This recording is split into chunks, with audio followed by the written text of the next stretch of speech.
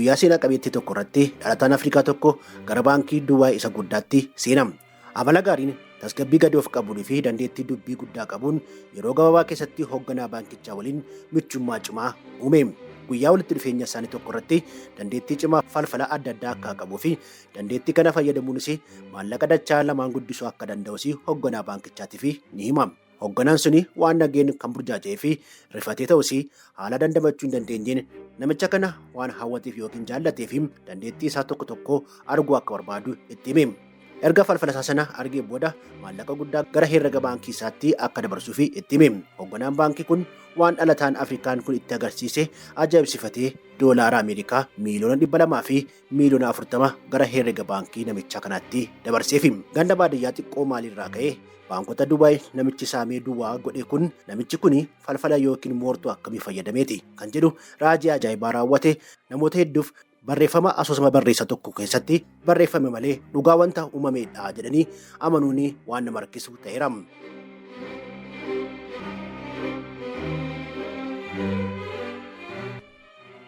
Nagaa fi fayyaa kutaa addunyaa maraarratti argamtan maatii chaanaalii keenya seenessa har'aa keessatti falfala Afrikaa Sisoko jedhamu Dubaay irraa hanga Ameerikaatti hojii hin amanamnee fi ajaa'iba raawwate gurra isin buusna.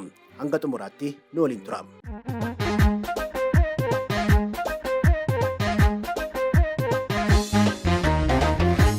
In August 1995, a man called Futanga Babani Sisoko, who came from a remote village in Mali, walked into the head office of the Dubai Islamic Bank.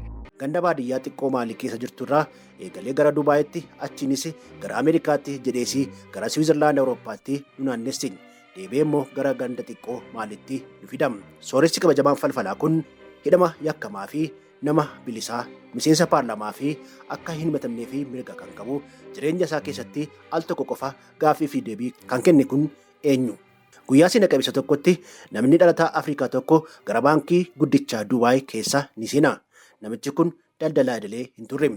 Amala gaarii gadi of qabuu fi dandeettii dubbii guddaa qabu namichi kun yeroo gabaabaa keessatti hoogganaa baankii waliin michummaa cimaa ni uuma. Yeroo baay'ees wal argaa dhimmoota adda addaa irratti mari'achaas ture. Hoogganaan sun waan nageen kan burjaajee fi rifatee ta'us haala dandamachuu hin dandeenyeen namicha kana waan jaallateef yookiin immoo hawwatee fi dandeettii isaa tokko tokko arguu akka barbaadu itti hime. Dhalataa Afrikaa dinqii kun battalumatti miiliyoonera ta'e. Maallaqni hoogganaan baankii kun dabarsee doolaara miiliyoona 200 fi miiliyoona 40 ture.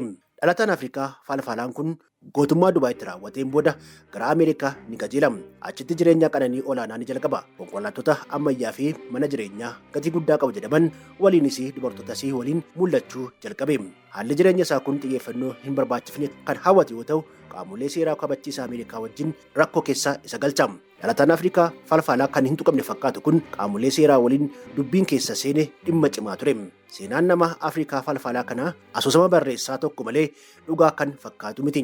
Haa ta'u malee yeroon isaa dheeratu malee seenaan kun dhugaa waan ta'eef galmee dinqisiisaa irratti kan jiru waan ta'eef akkasumas seenaan gootummaa Dubaay irraa eegalee mee gootummaa isaa isinitti haa himnu.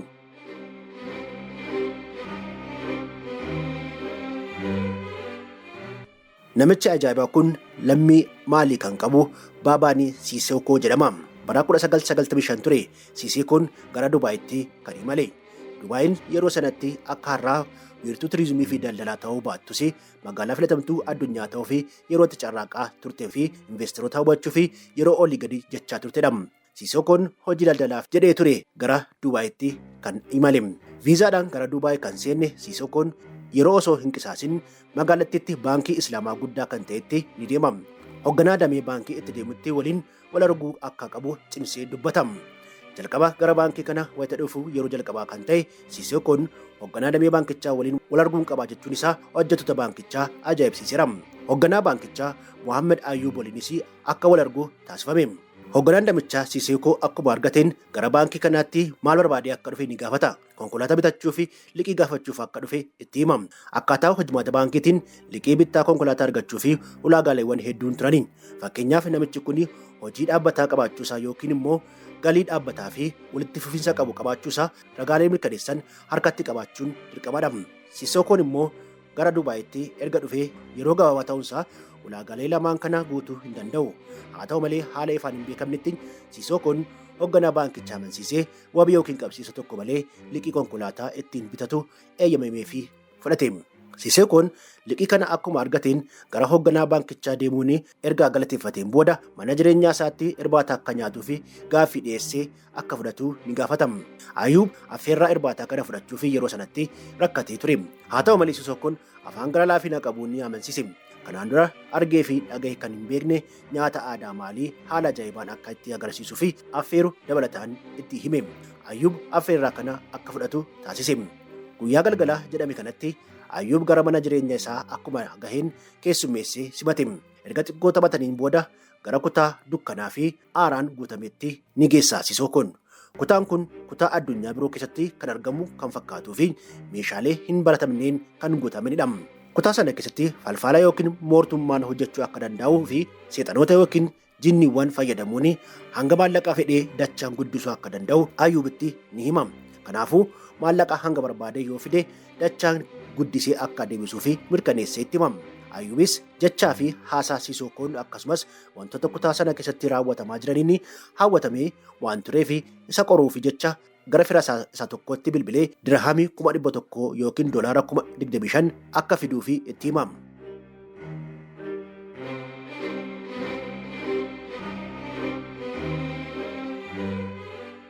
Ayyuub dirhamii 100,000 dhufee fi Sisookotti ni kenna. Namoonni lamaanuu waliin ta'anii gara kutaa dukkanaa sanatti seenanii. Sisookon gara giddu galeessaa kutaa sanaatti deeme. Maallaqicha fuuldura isaa kaa'ee ofiis lafarra taa'e. Hoogganaan baankichaa immoo kutaa sana keessa keenyan irratti hirkatee waan taa'aa jiru daawwachaa jira. Akka diqqaa sagaleen olaanaa muuziqaa kutaa sana keessatti dhagahame. Sisookon bakkuma taa'e sanatti bitaa gara mirgaatti, mirgaa gara bitaatti mataa fi qaama isaa dadarbachaa sagalee kadhannaa fakkaatu dhageessisaa gara meeshaa ixaana aarsanitti waan ta'e tokko wayita darbatu aarri baay'ee fi abiddi xiqqoon mul'achuu jalqabe. Battalumatti ifaan yookiin elektirikiin appaartimentichaa badee dukkanni kutaa sana liqimse. Turtii muraasaan boodas iyyi namaa olaanaa kutaa cinaa jiru keessaa dhagahame. Namni ta'e tokko moortuun natti dhufee jecha iyyuun balbalicha banee baqate. Namichi sun moortuun dhufee akka isa reebee fi isa miidhe wayita dubbatu hoogganaan baankichaa waan godhu wallaalee naasuu fi rifaatiin qaamni isaa roommaa ture. Sisookon garuu kokkolfaa haalawwan akkasii kan barataman ta'uu itti hime. Akka tasaa moortuun sun namicha sana wayita argu itti tolu dhiisuu danda'a jedhee erga itti himeen booda maallaqni fidame sun dachaan haga dabalamutti Ayyuub ala akka turu itti hime. Hoogganaan baankichaa sodaa fi dhiphina guddaa keessa tures akkuma jedhametti alatti ni baha. Alarra dhaabbatees sagaleewwan muuziqaa fi kanneen hin baramne birooni akkasumas sagaleen bakakkaa isatti dhaga'amaa ture. Balbala jalaan immoo aarri itti fufiinsaan wayita bahu ni argama. Akkasumattis erga tureen booda suutuma suutaan sagaleen dhaga'amaa tures ta'ee aarri balbala jalaan bahaa ture hirrachaa erga dhaabbataniin booda balbalichi baname. Sisookon hoogganaa baankichaa gara manaatti akka seenu waame. Wayita kutaa sanatti seenu ammas aaraan kan guutame ta'us minjaalli kutaa sanaa garuu maallaqaan guutamee argame. Kunoo maallaqni kee dirhamiin 100,000 natti kennite dachaan siif dabaleera jedheen. Hoogganichi wanta ilaalaa jiru ajaa'ibsifachaa gara minjaalichaatti siqaa maallaqicha harkaan erga tuttuqeen booda lakkaa'uu eegale.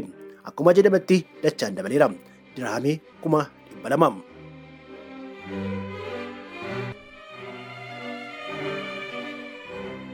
Hoogganaan baankichaa maal jechuu akka qabu beekuu baatus Sisookon garuu falfala yookiin moortuu akka ta'e garuu guutummaan guututti amanee fudhateera. Kana boodas walitti dhufeenyi qaban walabantaa kanarratti kan bu'uureffatee fi Ayyuub gara Sisookotti maallaqa hedduu erguu jalqabe. Walitti fufiinsaan maallaqa dachaan guddatee ergamuu fi dabalatee maqaa Sisookotiin herrega baankii addaa banuun maallaqa erguusaa akka lolaa tasaa itti naquu jalqabe. Ragaaleen akka mul'isanitti taanaan taatee jalqabaa kutaa mana dukkanaa sanaatiin alatti hoogganaan baankichaa maallaqa erge guyyaa kanatti dachaan guddatee kan hin argamneef ta'us bara 1995 hanga 1998tti hoogganaan baankii kun herrega baankii adda addaa Dubaayii fi biyyoota birootti baniin jechuunis Ameerikaa, Siwiizerlaand, Faransaay kan biroo 13 dabalatee daddabarsama maallaqaa 183 taasisee ture. Daddabarsama maallaqaa kunneen hanga maallaqa doolaara miiliyoona 200 fi miiliyoona 43 qabu ture. Namoota hedduuf gaaffii dubbii hin qabne kan itti ta'eef garuu Sisookon maallaqa ergamuu fi dachaa taasisuun kan hin argineef ta'us hoogganaan baankichaa maallaqa erguun addaan kutuu dhiisuu isaati. Sababii malee maaliif maallaqa irra deddeebiin ergeef gaaffii jedhuu fi deebii quubsaa argachuun rakkisaa ta'us namoonni hedduun kan irratti walii galan garuu humna addaa falfalaa yookiin mootummaan nama qabu ta'uu ibsama. Maallaqa dachaan guddisuu fi dandeettii qabaachuu baatus sammuu hoogganaa baankichaa to'achuun yookiin adochuun nama ajajaa isaa raawwatuufitti jijjiirara kan jedhutti dhufaniiru. Kun ta'uu baatullee hoogganaan baankichaa waan raawwate hunda Sisookoon ija isaatiin waan argee fi ajaja hunda isaa osoo hin raawwatin yoo hafe balaa isa irrattis ta'e maatii isaa irratti gahuu danda'u sodaachuun maallaqa gaafatame hunda kennuu danda'a kan jedhanis baay'eedha. Yookiin immoo naannoo jalqabaa irratti hoogganaan sun maallaqa guddaa isa dabarseef yeroo inni dachaan hin deebisnetti achiin booda maallaqa siif hin ergu yoo jedheen Sisookoon sin saaxilaa jedheenis ta'uu danda'a kan jedhanis hedduudha. Kun hundi haa ta'u malee doolaarri miiliyoona 200 fi miiliyoona 42 gara herrega isaatti erga dabarfamee booda Sisookoon Dubaay gadhiisee gara Ameerikaatti qajeele. Baankiin qarshii hamma kana dhabeessii akkamitti callise yeroo sanatti teekinooloojiin ture hangas cimaadha jedhamu baatus herrega gulaaluu yookiin ooditii wanti jedhamu hin jiru kan jedhanis jira.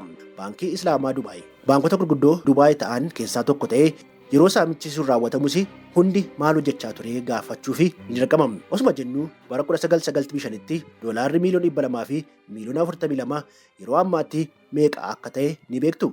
Gara doolaara biiliyoona tokkotti ni siqa. Egaa doolaarri biiliyoona tokko ta'u gocha falfalaa yookiin mootummaa nama tokkootiin murtee hoogganaa tokkootiin baankii guddaa tokkorraa waggaa 3 keessatti saamamuu danda'ameera jechuudha.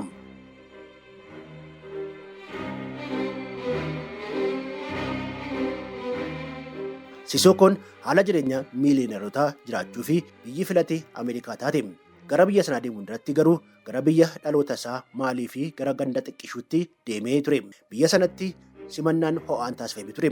Turtii Maalii isaatti tureenis maallaqa hedduu walitti qabame kana bu'uuraalee misoomaa babal'isuu fi dhaabbilee gargaarsa namoomaa akka deeggaru dubbate ture. Maalii keessa erga tureen boodas kallattiin gara Ameerikaatti deeme. Wanti nama ajaa'ibu herregawwan baankii adda addaa isaatti hoogganaan baankii kun maallaqni ergaa ture akkuma itti fufi ture. Sisookoon akkuma Ameerikaa galiin haala jireenya isaa qananii gammachiisaa fi nama ajaa'ibsiisuun itti fufe. Konkolaattota ammayyaa jabana kana dhuunfate. Haalli jireenya isaa imalaa fi bakka itti inni bulu daarii garbaa mi'aamii ta'e. Haalli jireenya isaa xiyyeeffannoo FBI fi qaamolee seeraa kaanii hawwatus gocha yakkaa kamiyyuu keessatti gadi hirmaanne waan ta'eef wanti isaa sodaachisu tokkoyyuu isaa hin mudanne. Sisookoon abbaa qabeenyaa qofa osoo hin taane haxxees ture. Dubaay irraa gara Ameerikaatti maallaqni isaa herrega baankii isaatti darbaa kan ture akkuma itti fufee ta'uunsaa Ameerikaa keessatti baankii guddaa kan ta'e keessaa tokko kan ta'e baankii Siitii baankii keessatti dubartii hojjetu tokko waliin wal bare. Booda irratti akka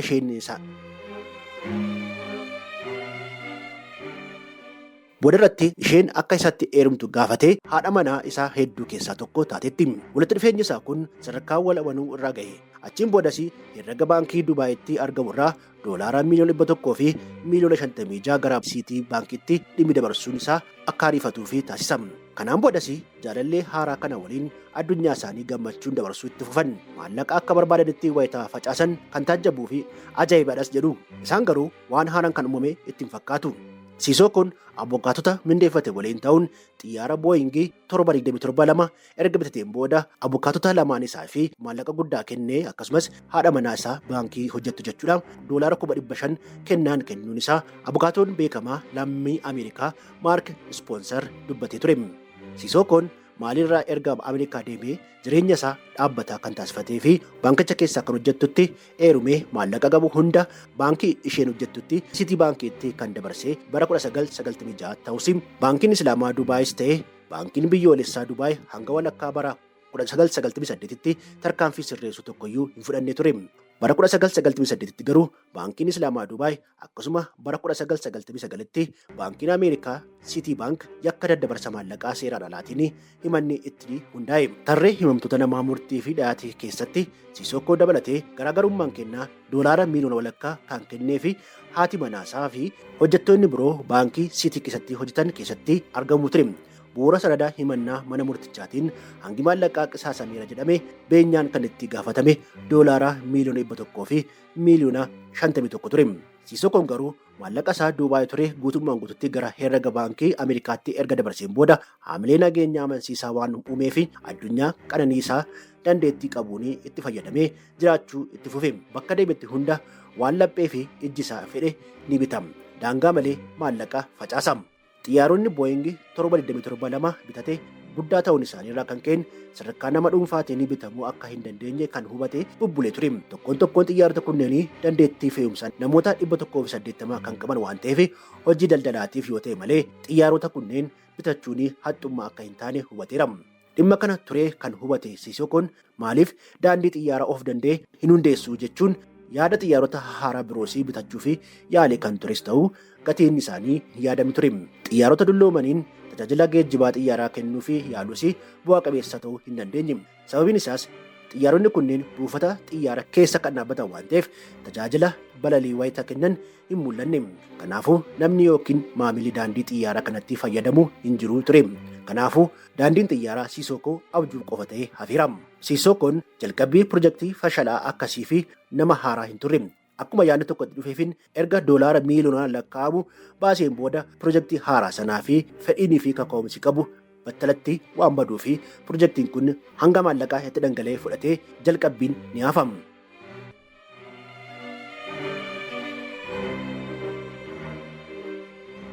Sisokoon maallaqa kan qisaasuu fi qabatamaan alatti abjuu kan qabu ta'us dogoggora isaa gidduuttis namoota biyyaa fi ganda isaa hin daganne. Biyya Ameerikaatti jireenya qananii jiraachaa jirus jiraattota biyya isaas ta'ee ganda isaa pirojektotaa fi bu'uuraalee misoomaa adda addaatiin deeggaruu hin dhaabne. Gandi dhaloota isaa Daayyaa jedhamtus hojiiwwan investimentii adda addaatiin kan jijjiiramte turte. Kanaanis maqaa fi beekamtiin isaa baay'ee kan guddate ture.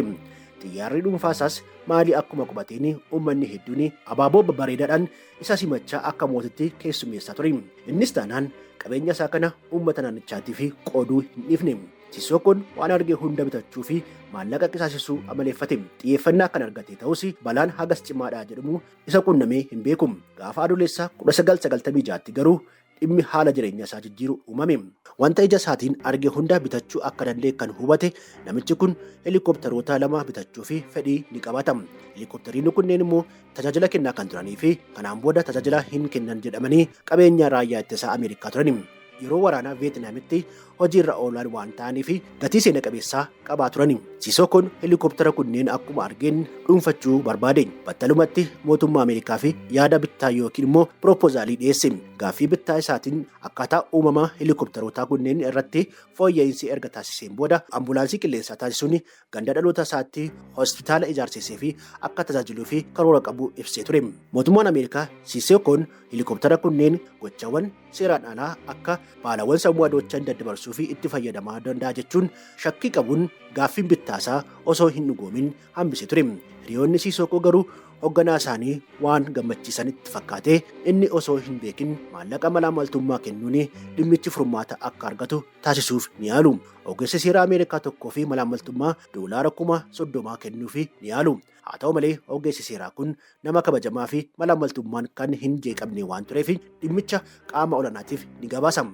Haaluma kanaan irraa kan ka'e namoonni kunneen mana hidhaatti erga ugguramaniin booda qorannoon wayita taasifamu walitti dhufeenyi Sisokoo waliin qaban waan beekameef Sisokoon nama qaama seera Ameerikaa tokko maallaqaan sossobuu fi yaaleeraa yakka jedhuun akka barbaadamu taasisee ture.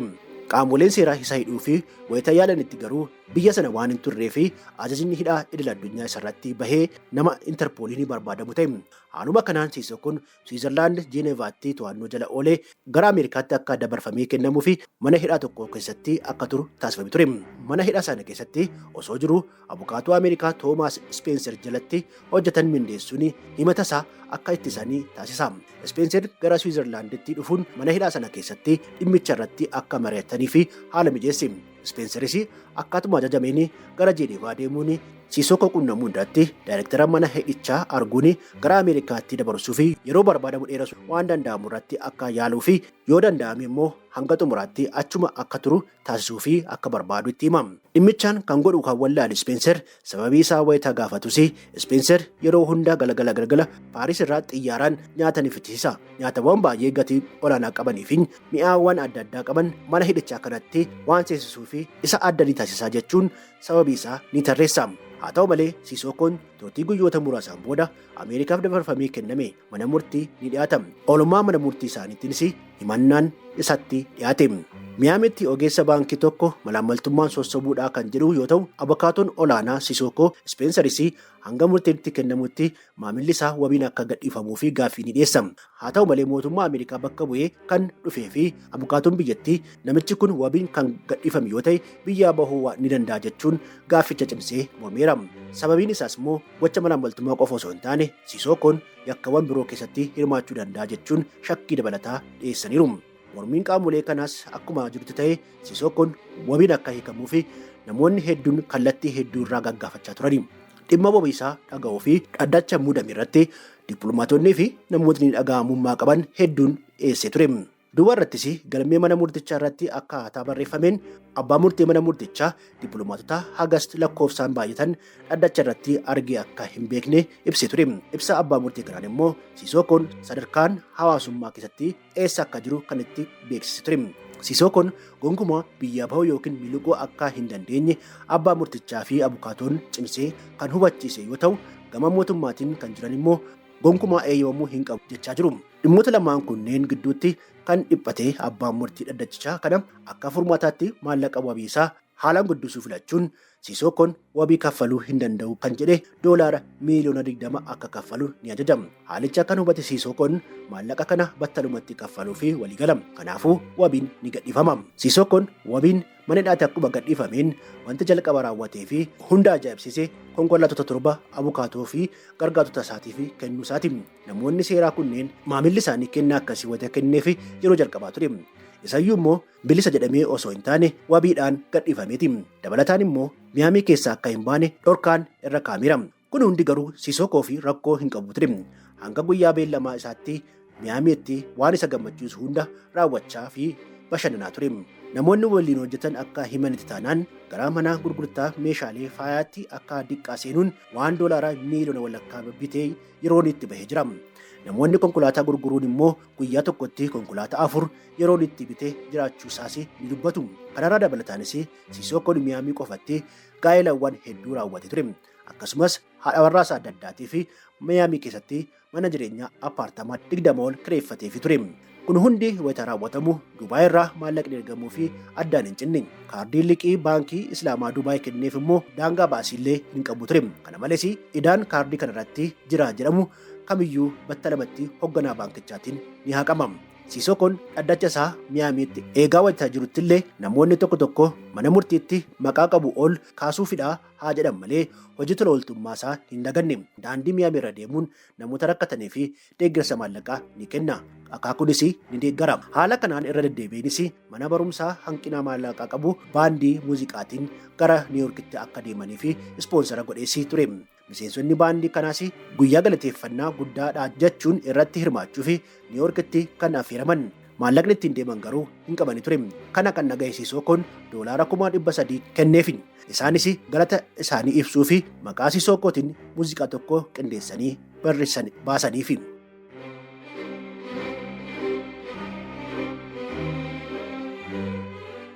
Bittaa helikopteraa waliin wal qabatee himannaan itti dhiyaateenis bittaan isaa akka rifatuuf qajeelfamni kennamus abukaatonni yakka malaammaltummaa keessaa harki koo hin jiru jedhee akka haaluuf gorsanii ture. Sisokoon seera kamiyyuu akka hin cabsine abukaatota akeekkachiisee ture. Manni murtii garuu balleessaan raawwatame guutumaan guututti itti gaafatamummaan kan isaa akka ta'ee fi yakka kanaafis kan itti gaafatamu ananaa jedhee waan amanee fi abukaatota isaas ta'ee namoota achi turan naasiseera.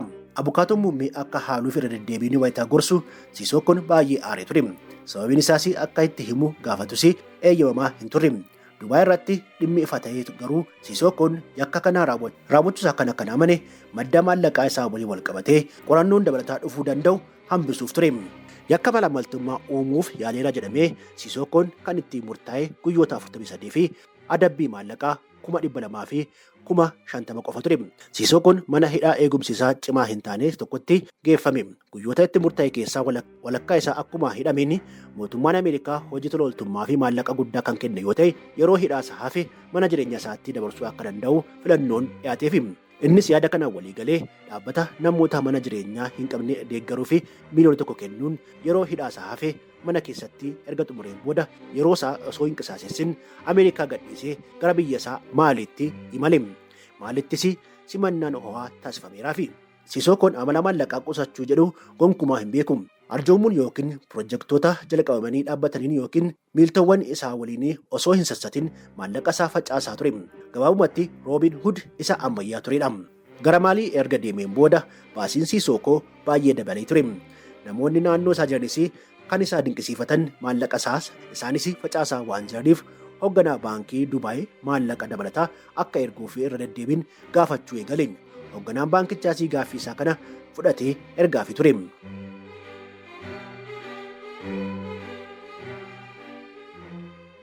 Bara 1998 garuu ogeeyyonni akkaawuntii baankichaa tokko tokko madaallii herrega baankichaa irratti wanti walii hin simne jiraachuu isaanii waan hubataniif gaaffii gaafachuu ni eegalu. Kanarraa ka'uunis ragaaleen akka mul'isanitti hoogganaan baankichaa haalicha kana miiltoo isaa tokkotti dhiyaatuu fi ni himatama. Miiltoon isaa kunis hoogganichi dirhaamii miiliyoona 800 fi miiliyoona 90 yookiin doolaara miiliyoona 200 fi miiliyoona 42 nama hin beekneef dabarsuun isaa kan isa naasise ta'us cinaa isaa akka dhaabbatu garuu cimsee itti hime.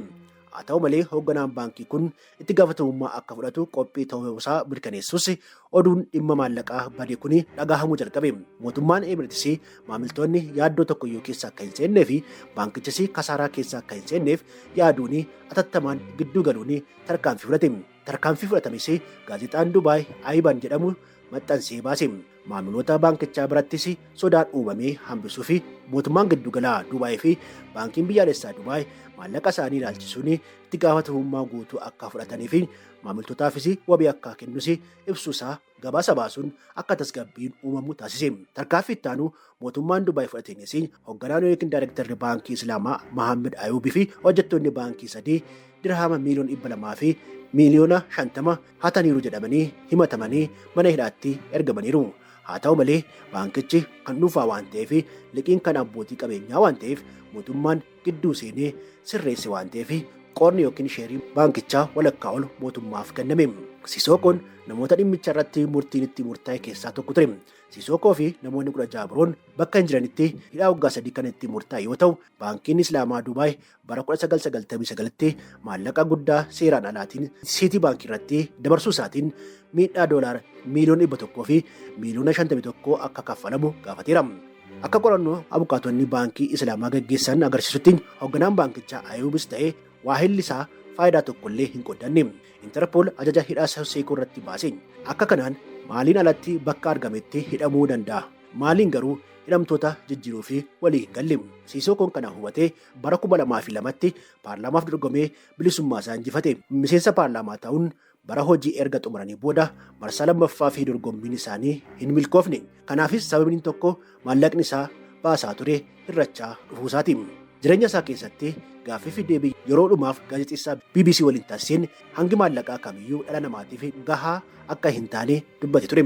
Ganda xiqqoo keessaa bahee daldalaa idil addunyaa kan ta'e Sisookoon maallaqni isaa dhumee gara baadiyyaa itti daalatetti deebi'ee bara 2021tti boqoteera.